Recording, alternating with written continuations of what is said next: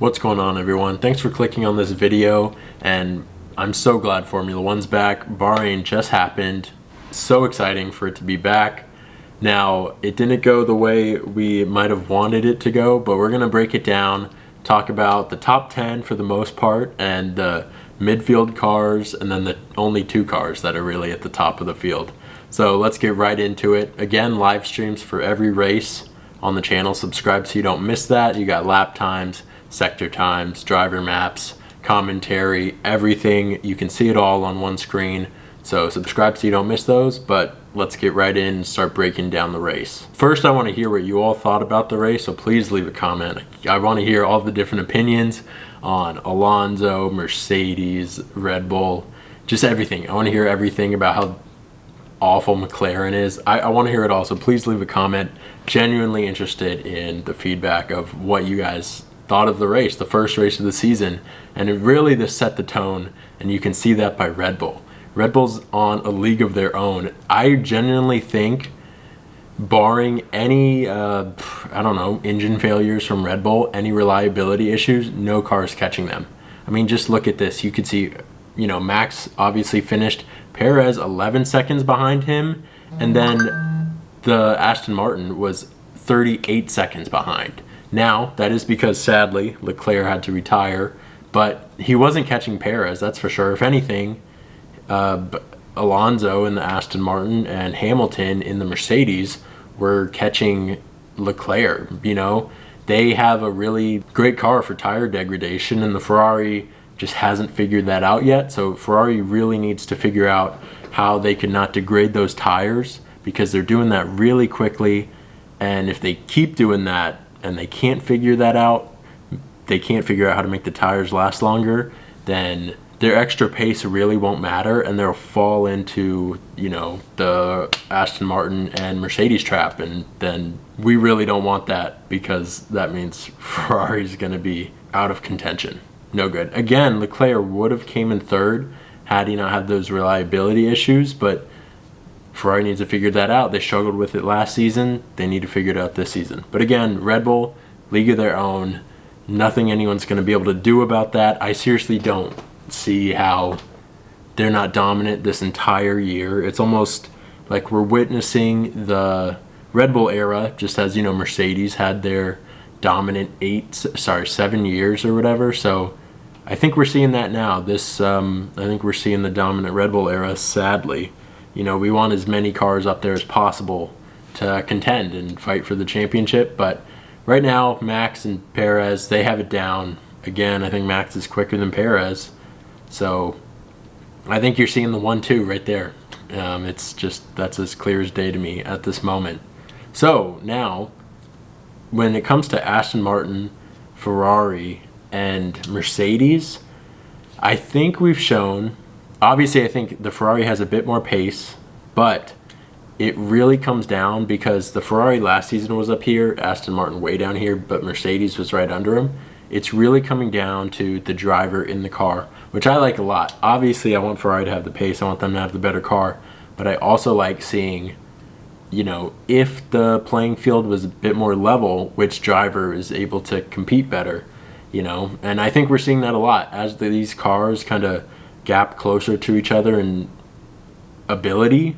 We're seeing which driver's better, and I think we saw a lot of that. I think Alonso really proved that he is 41, I think, but he's still able to drive like it's nobody's business. He's able to drive lights out, and really there's no stopping Alonso. He's a force to be reckoned with.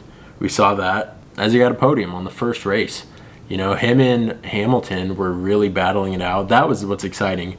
It's funny how the cars that did the best in the race got the least coverage. The Red Bulls basically were not shown the entire race except at the start and at the finish, which is fine because all the battling was happening at the bottom. So, or I guess not the bottom, but a little bit back.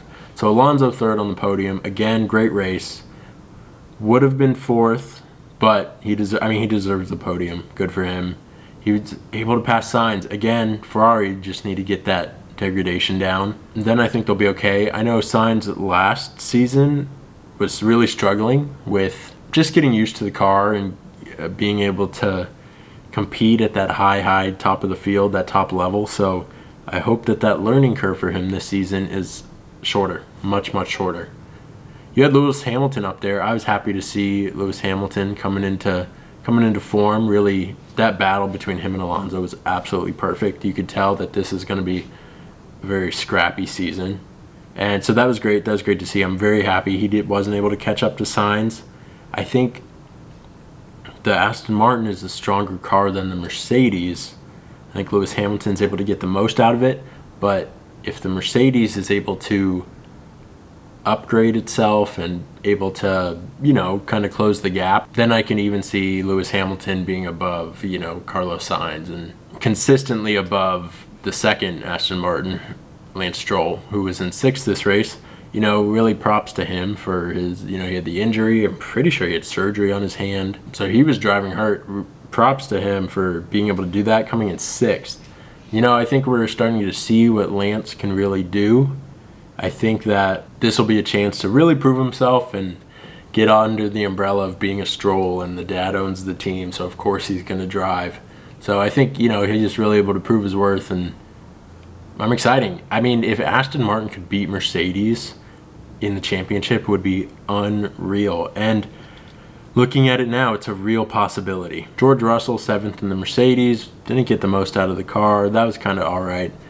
Valtteri Bottas, my guy, coming in 8th in the Alfa Romeo. Again, starting off the season strong. It's not lost on me that there were a lot of retirements, so would he have scored points if, Ferrari didn't retire? And I guess Ocon had his real drama with the penalties and everything, but so he might not have scored the points, but they did the right strategy. Again, it's showing that Valtteri's a phenomenal driver in an Aston Martin an Alfa Romeo that I genuinely think got worse from last year. So the fact he was able to still score points is huge.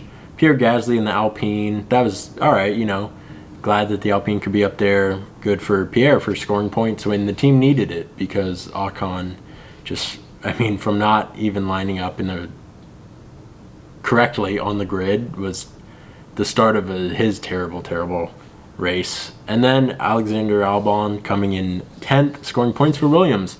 And even his teammate Logan Sargent coming in 12th is huge.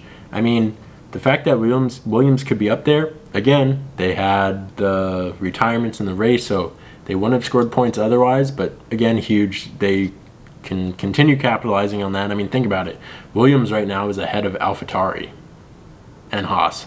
That's massive. I mean, if you could keep that momentum going up throughout the season, it's a whole new Williams. So again, really exciting race. I'd say the key takeaways are Red Bull's in a league of their own. No one's catching them. The battle for second is not set in stone. Okay, Ferrari, Mercedes, and Aston Martin. Whichever team can get their issues corrected first and bring, key crucial developments is gonna take second. That's what the battle is this season. The battle is for second.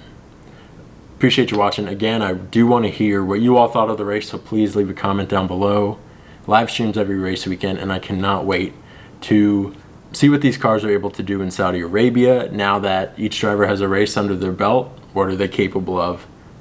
Catch you next video.